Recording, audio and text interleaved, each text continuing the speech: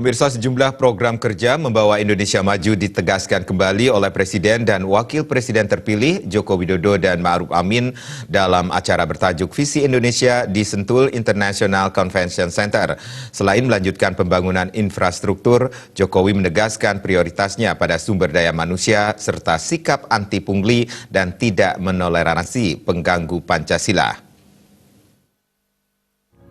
Kita harus menyadari pentingnya pembangunan SDM sudah sesuai dengan janji yang telah disampaikan Jokowi Amin pada masa kampanye Pilpres.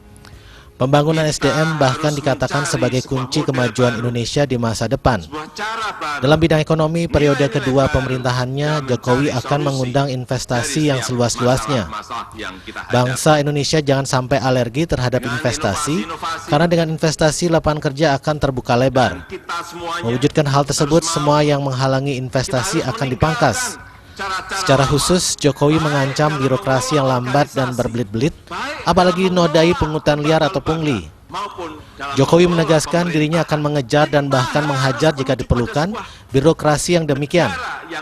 Jokowi juga menyatakan pemerintahannya akan terus melakukan pembangunan infrastruktur dengan tujuan menjadikan Indonesia memiliki daya saing.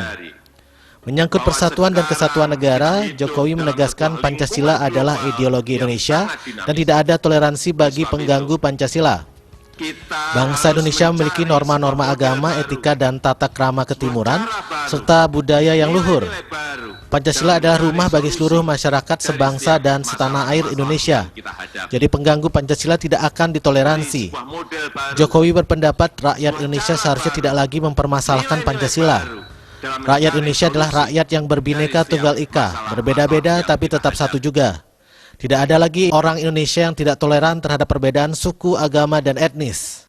Dengan inovasi-inovasi, dan kita semuanya harus kita harus meninggalkan cara-cara lama, baik dalam mengelola organisasi, baik dalam mengelola lembaga-lembaga, maupun dalam mengelola pemerintahan. Kita harus menuju pada sebuah negara yang lebih produktif, yang memiliki daya saing, yang memiliki fleksibilitas.